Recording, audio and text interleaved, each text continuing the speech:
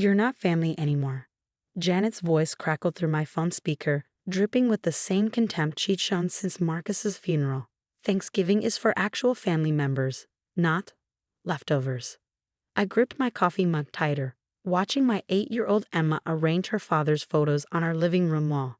6 months after losing Marcus to a sudden heart attack, and his sister was already erasing us from the family.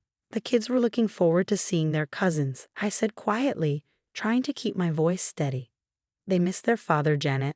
They need their family right now. Well, they should have thought about that before you refused to sell us the lake house, she snapped. That property belongs to the Williams family. Just because Marcus foolishly put it in your name doesn't make it yours. Ah, there it was. The real reason for this call. The lake house, a stunning property that had been in Marcus's family for generations. Janet had been trying to get her hands on it since before Marcus's death, constantly hinting that she and her husband deserved it more than us. Marcus wanted us to have it, I replied, watching Emma carefully arrange the last photo. He knew how much the kids loved spending summers there. Please, Janet scoffed. You've been trying to take everything from us since day one. First, you convinced Marcus to move across town.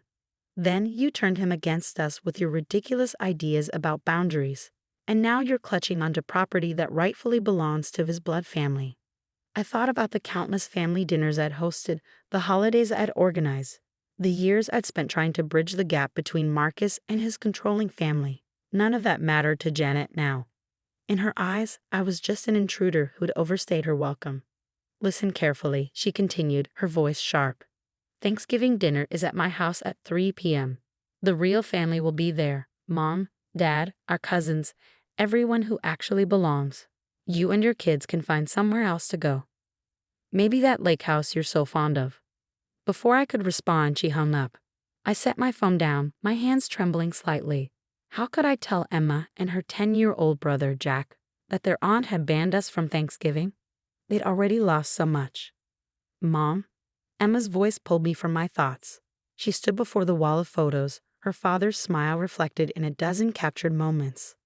Did you know Daddy kept this picture in his wallet? She held up a worn photograph, Marcus and me on our wedding day, both of us laughing as cake frosting dotted our noses. I remembered that moment perfectly. Janet had been furious that we'd chosen a casual reception instead of the formal affair she'd insisted upon. He carried it everywhere, I said, pulling Emma close. Said it reminded him of why he fell in love with me, because I could always make him laugh. Aunt Janet doesn't laugh much, Emma observed innocently. Maybe that's why she's always so mean to us. Out of the mouths of babes. I hugged her tighter, breathing in the familiar scent of her strawberry shampoo. Sometimes people let anger make their choices for them, sweetheart. But that's their burden to carry, not ours.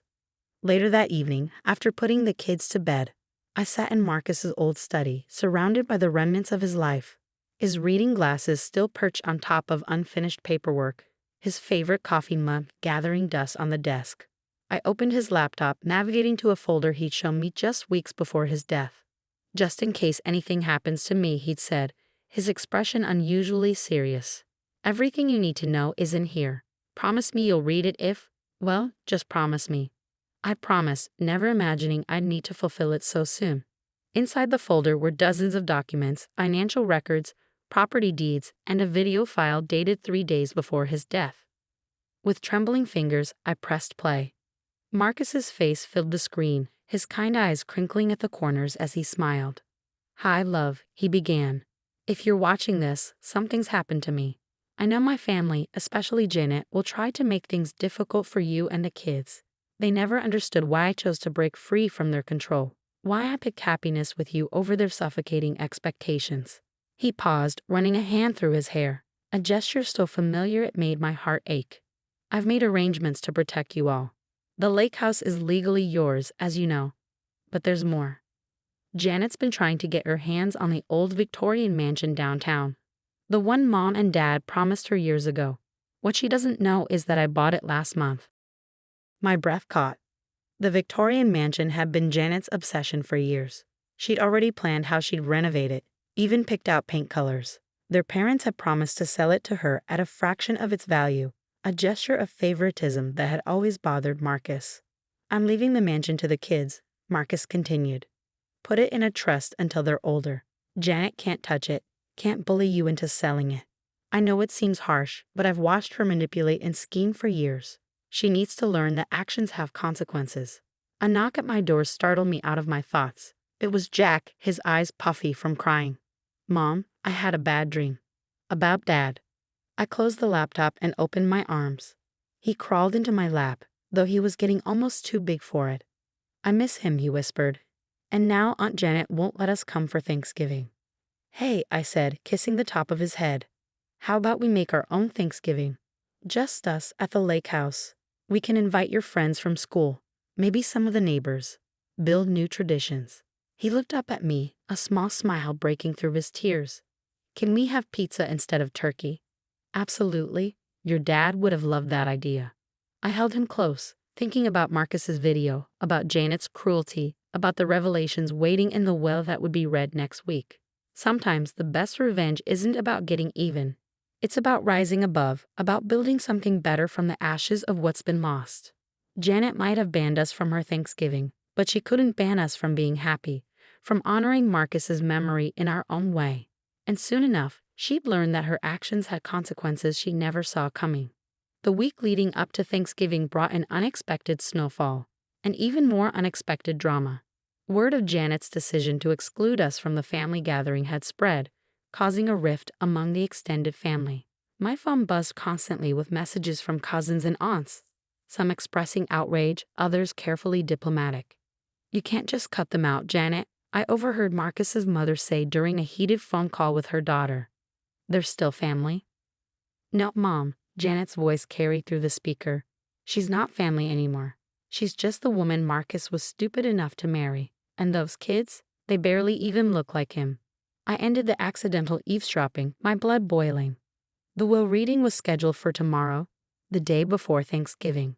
Janet had no idea what was coming, but her latest attack on my children had erased any guilt I might have felt about Marcus's final surprise. That evening, as I prepared dinner, Jack appeared in the kitchen clutching a stack of papers. Mom, look what I found in Dad's old briefcase. They were blueprints, detailed renovation plans for the Victorian mansion. Marcus had been working with an architect, planning to restore the historic home to its former glory. The margins were filled with his handwriting: kids' playroom here, Emma's art studio, Jack's telescope spot. Dad was going to give us the big house? Jack asked, his eyes wide. Before I could respond, the doorbell rang. It was Janet, standing on our porch with her usual air of superiority. We need to talk, she announced, brushing past me into the house. The kids are home, I warned, but she was already stalking into the living room. Perfect, they should hear this too. She turned to face me, her designer purse clutched like a shield.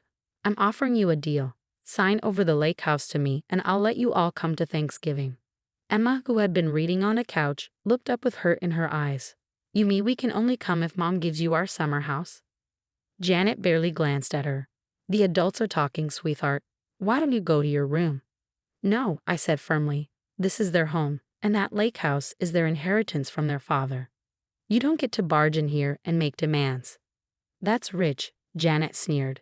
Speaking of inheritance, I hope you're prepared for tomorrow.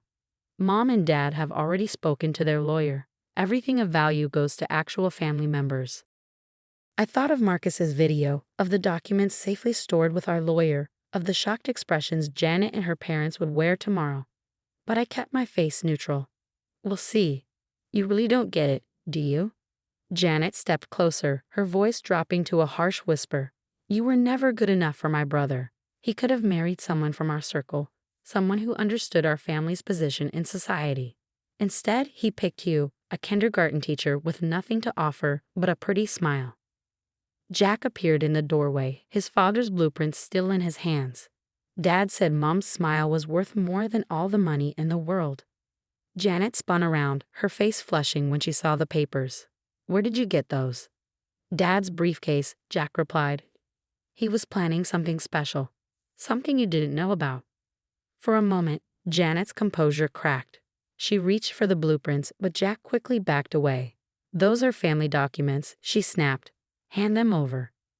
We are family, Emma said quietly, joining her brother. even if you don't want us to be. Janet's laugh was cold. Oh, sweetie, biology doesn't lie. You two barely have a drop of William's blood in you.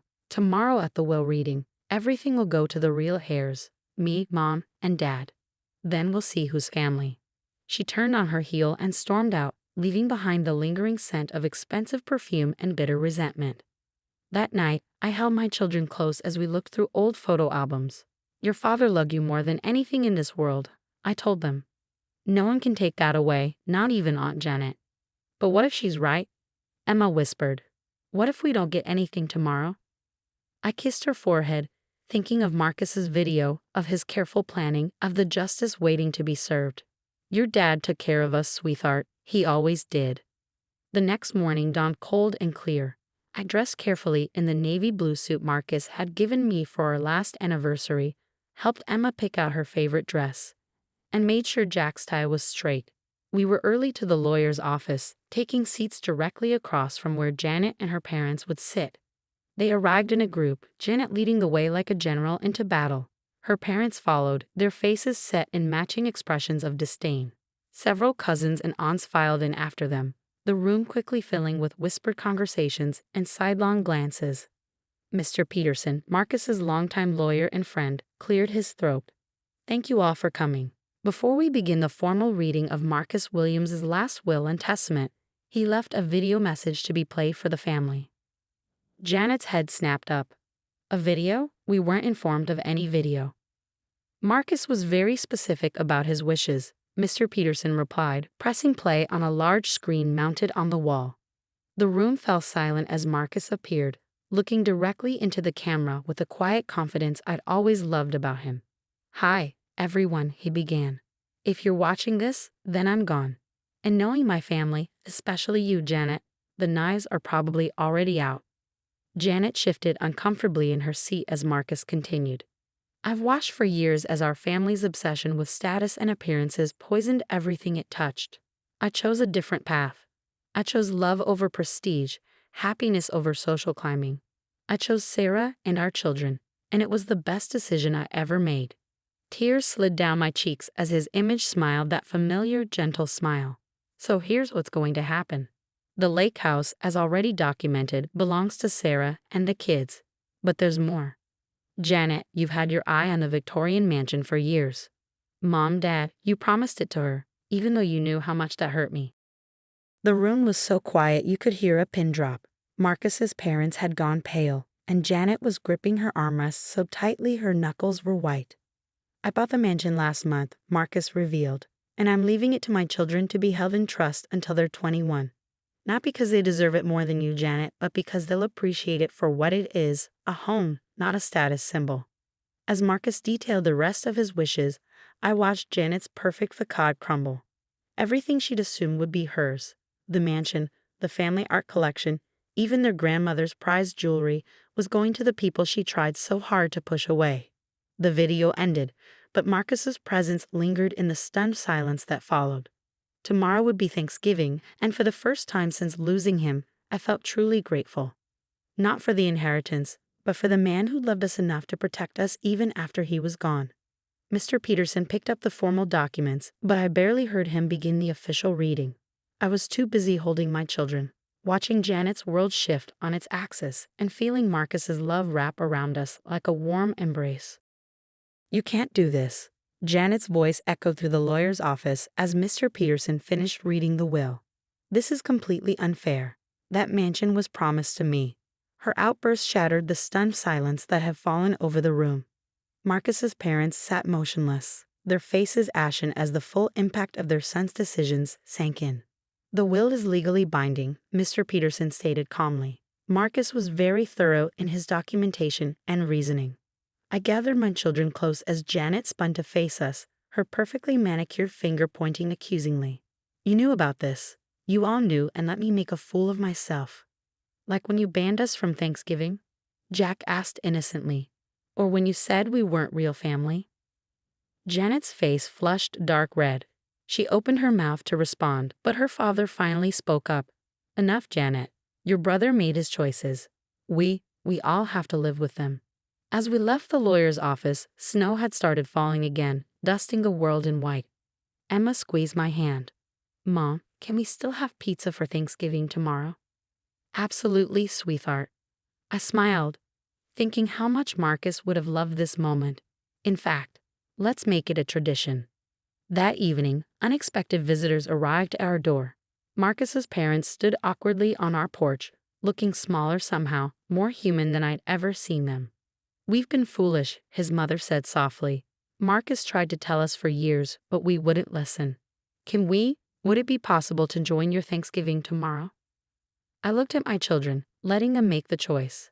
They nodded eagerly. We're having pizza instead of turkey, Jack announced.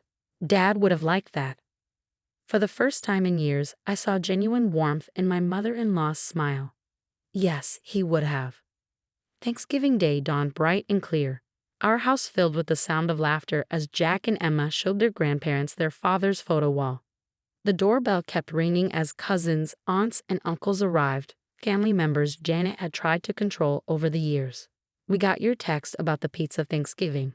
Marcus's cousin Mike grinned, holding up extra boxes. Count us in.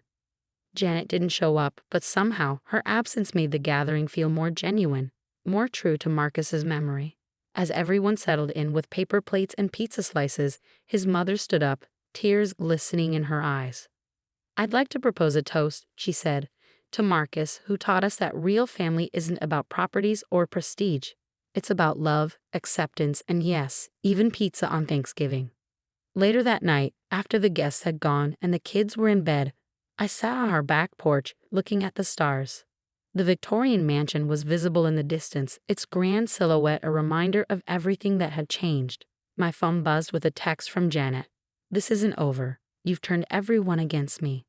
I thought about responding but decided that some silences speak louder than words. Instead, I opened Marcus's video on my laptop one more time, letting his voice wash over me. Remember, love, his recorded image said, sometimes the biggest gift we can give our children isn't property or money. It's the courage to stand up for what's right, to choose love over bitterness, joy over spite. The next morning, a moving truck appeared outside Janet's house. She was leaving town, someone said, moving to Florida to start fresh. The Victorian mansion would stand empty until the kids were old enough to decide its fate. But that was okay. The house wasn't what mattered. It never had been. What mattered was the lesson Marcus had taught us all. That family isn't defined by blood or inheritance, but by the choices we make and the love we share. As I watched Emma and Jack playing in the snow with their cousins that weekend, I realized Marcus had given us something far more valuable than property. He'd given us the chance to rebuild his family the right way, based on love instead of obligation, joy instead of status. And somewhere, I knew he was watching, probably smiling that gentle smile of his, maybe even laughing at the thought of pizza becoming our new Thanksgiving tradition. Some people say revenge is best served cold. But sometimes, the best revenge is simply living well, surrounded by love, making new memories that heal old wounds. And as I looked around at our unconventional family gathering, I knew we'd done exactly what Marcus had hoped we would. We'd chosen happiness over bitterness, love over spite, pizza over turkey. That, more than any inheritance, was his true legacy.